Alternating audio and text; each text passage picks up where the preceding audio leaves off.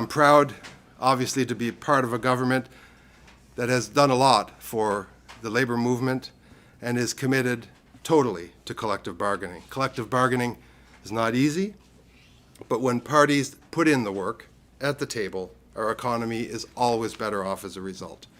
In the current collective bargaining negotiations between Canadian National Railway, Canadian Pacific Kansas City, and the Teamsters Canada Rail Conference, an agreement has so far proven elusive. After months of negotiations, CN Rail and CPKC began lockouts while Teamsters Canada rail workers at CPKC went on strike at 12:01 a.m. this morning. These collective bargaining negotiations belong to these parties, but their effects and the impacts of the current impasse are being borne by all Canadians. And there is an impasse. As Minister of Labour, I am using my authorities under the Canada Labour Code to secure industrial peace and deliver the short and long-term solutions that are in the national interest. Under Section 107 of the Canada Labour Code, I've directed the Canada Industrial Relations Board to assist the parties in settling the outstanding terms of their collective agreements by imposing final binding arbitration. I have also directed the board to extend the term of the current collective agreements until new agreements have been signed and for operations on both railways to resume forthwith. Millions of Canadians rely on our railways every day. Workers, farmers, ranchers, commuters, small businesses, miners, chemists, scientists, the list goes on, and the impacts cannot be understated, and they extend to every corner of this country. Our railways have impacts on the water we drink with the shipment of chlorine, and they help grow the food we eat with potash mined for fertilizer. It is the government's responsibility to ensure industrial peace in this critically vital sector. Thus, we will be examining why we experience repeated conflicts in the railway sector and the conditions that led to the parallel work stoppages we are seeing. Canadians must be assured that their government will not allow them to suffer when parties do not fill their responsibility to them at the bargaining table, especially where worker and community safety is at stake. Negotiated agreements have and will always be the best way forward. Collective bargaining is how the strongest, longest-lasting deals are made, deals that are good for unions and employers alike. Canada is a trading nation. Our government will do everything in its power to preserve the stability and certainty that our railways and entire economy are renowned for the world over. Merci beaucoup. I'll be happy to take your questions. Thank you. I understand we have about 15 minutes for questions. We'll start with Noju Damalise, Canadian Press. Hi, Minister. When the WestJet strike happened, the order for binding arbitration didn't end the strike. Can you confirm whether this order will actually end the strike, the lockout in this case? We're confident that it will. The Canada Industrial Relations Board now has its own process to follow. It will be following that, and that will extend over the coming hours and couple days. Yeah. Okay, so, sorry, can you clarify what's going to happen now, as in when do you expect it to end? Like, will railways be operating tomorrow? And do you blame the railway companies for the lockout today? The process is that I direct the Canada Industrial Relations Board. They, of course, are an independent body, an arm's length body. They have a process that includes and requires consultation with the parties. They will be doing that and rendering a decision, I hope, very quickly. Marlie Chabot-Johnson, Radio-Canada. Combien de temps, si le processus va jusqu'à la fin de l'arbitration, combien de temps ça pourrait prendre? Puis là, je vous entends dire que vous pensez que ça va aider à ce que les gens retournent au travail, mais est-ce que vous exigez qu'ils reviennent au travail ou vous attendez à ce que le processus ramène les gens au travail? Ben, c'est une question très technique, mais le processus va aboutir. Nous sommes très, très confiants en une ordonnance de retour au travail, effectivement. Est-ce qu'on parle de jours, de semaines? Le processus ne s'allonge pas au-delà 2 jours probablement, mais il y a un processus indépendant, c'est un tribunal administratif indépendant, le CCRI, et ils vont se pencher là-dessus dès maintenant. Et pourquoi ne pas avoir opté pour une loi spéciale à la place? Parce que le Parlement ne siège pas. Nick Murray, CBC. Hi, Mr. I just want to go back to one of the previous questions, and I'm curious what the actual wording of the order is, because going back to that Industrial Relations Board decision from earlier this month in the WestJet case, they said that unless the order explicitly lays out either that the lockout has to end or that workers aren't allowed to strike, that both sides can continue those activities. So can you lay us out for what exactly the wording of the order is? Well, you'll be able to get that, I'm sure, online at the appropriate time. I'm not quite sure how those processes unfold, but fundamentally we're asking the board to direct a resumption of activities and a return to work at the railways. We are asking them to begin the process of binding arbitration and to extend collective agreements that are currently in place. Okay, but what does that mean? Are you ordering the lockouts to end and simultaneously ordering the workers that they're not allowed to strike? And also, how does that apply to CN that hasn't been issued a strike notice yet? I'm ordering the 3 things that I just told you I was ordering: resumption of activities, binding arbitration process, and extending the collective agreement. Olivier Fellon, Boissé, TVA. Bonjour, M. MacKinnon. Qu'est-ce que les Américains vous ont dit? Puis est-ce que la crainte de devenir un mauvais partenaire, une mauvaise réputation a penché dans la balance pour avoir cet arbitrage-là aujourd'hui? Voici ce qui se penche dans la balance. Il n'y a pas un coin de ce pays qui ne serait pas affecté par un arrêt de travail dans le secteur ferroviaire. J'ai parlé à peu près tous les intervenants économiques, mais ce que j'ai en tête, là, c'est aussi beaucoup les travailleurs syndiqués dans d'autres secteurs. Exemple, le secteur forestier. Ils doivent absolument faire expédier leurs produits. Le secteur de la potasse. À tous les jours, ils perdent une part de marché à la Russie. Donc, dans la situation que l'on vit actuellement en Ukraine, vous pouvez imaginer que ça nous préoccupe au plus haut point. Dans mon propre comté, moi j'ai un moulin de papier journal, mais le papier journal, ça va pas trop bien dehors. Et si ces compagnies-là doivent fermer leurs machines, bien, ce sont les travailleurs qui sont affectés, bien souvent des travailleurs syndiqués. Donc, notre économie en dépend. Oui, évidemment, nous voulons être de très bons fournisseurs et de très bons clients à l'échelle continentale, voire même internationale. On veut que ce soit prévisible. Donc, c'est pour cela que, comme j'ai indiqué, nous allons examiner pourquoi nous avons ces arrêts de travail ou ces menaces d'arrêt de travail à répétition et pourquoi particulièrement aujourd'hui, là, on fait face à un double arrêt de travail, un arrêt de travail en parallèle de 2 compagnies que ça fait très, très longtemps qu'on n'a pas vu ici au Canada. Craignez-vous que le NPD déchire son entente avec vous parce que ce midi, M. Singh était avec les Teamsters à Montréal puis disait qu'il n'accepterait aucune ingérence de votre part dans ce conflit-là? Je laisserai M. Singh parler pour lui-même. Tout ce que je peux vous dire, c'est que je travaille de très près avec les leaders syndicaux dans l'ensemble du pays.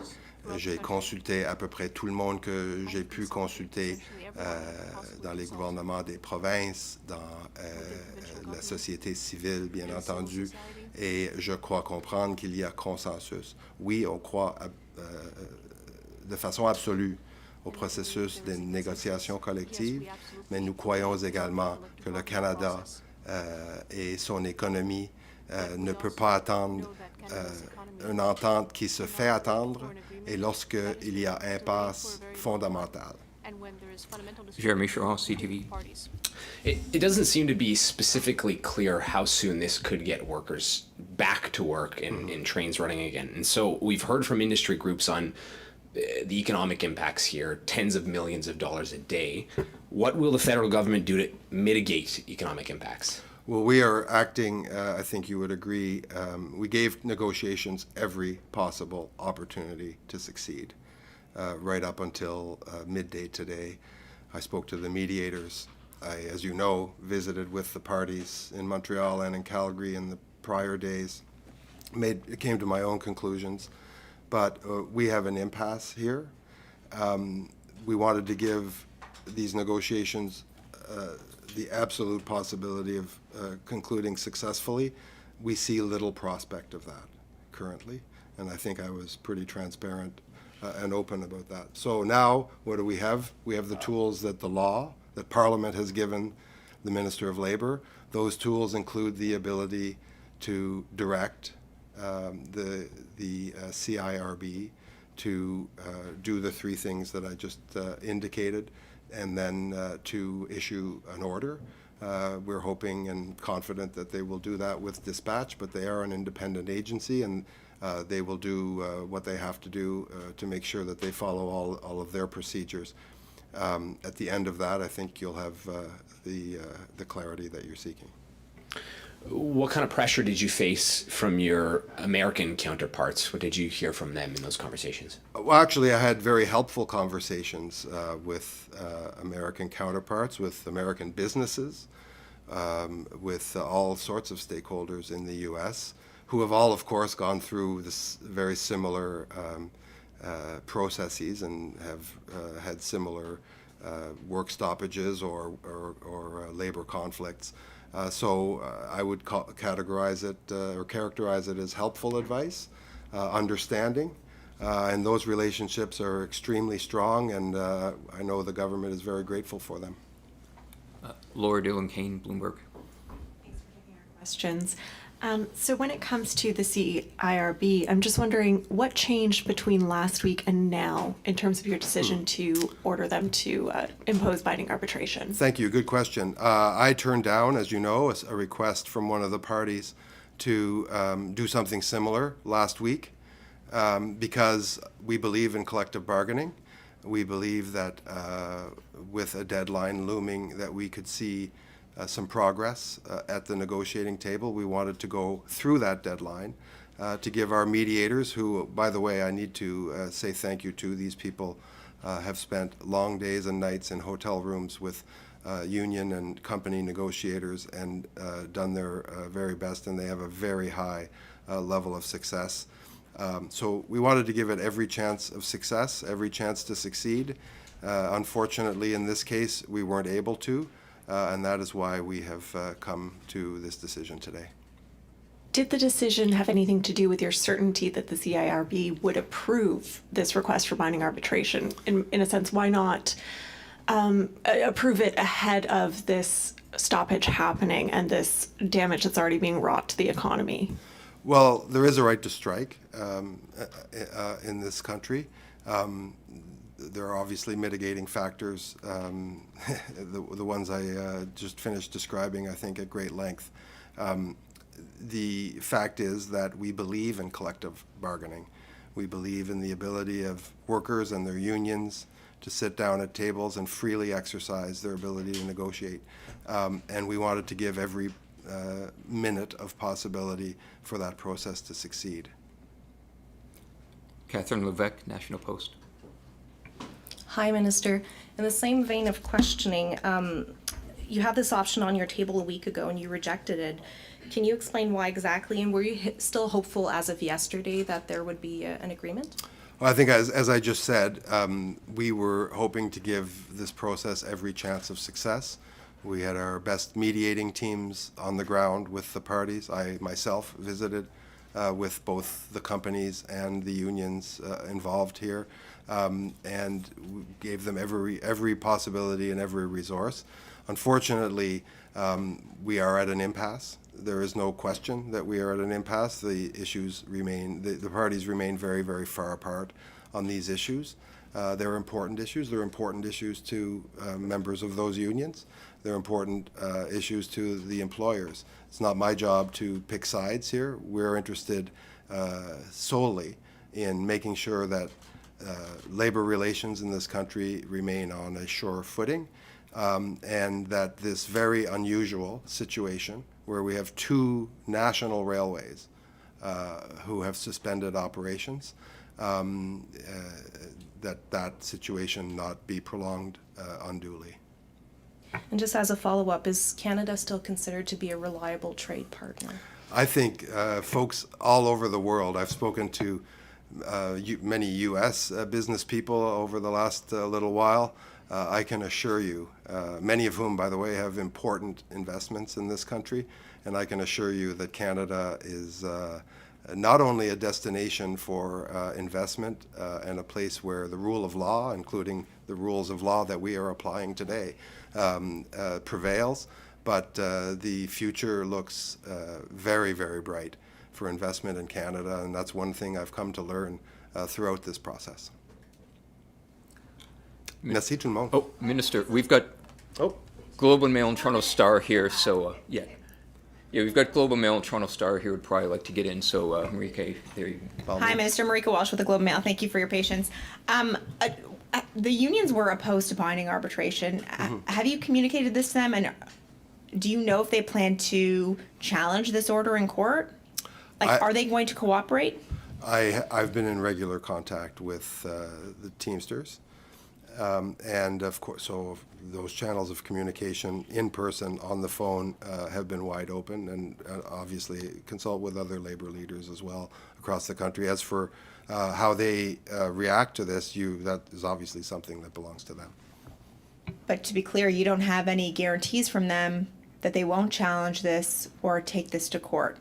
What I have a guarantee of is a power conferred on the Minister of Labour by Parliament that exists. I can't imagine it exists or would be a more practically or appropriately used than in the case of two national railways ceasing their operations. So we're very, very confident about the path that we've selected here.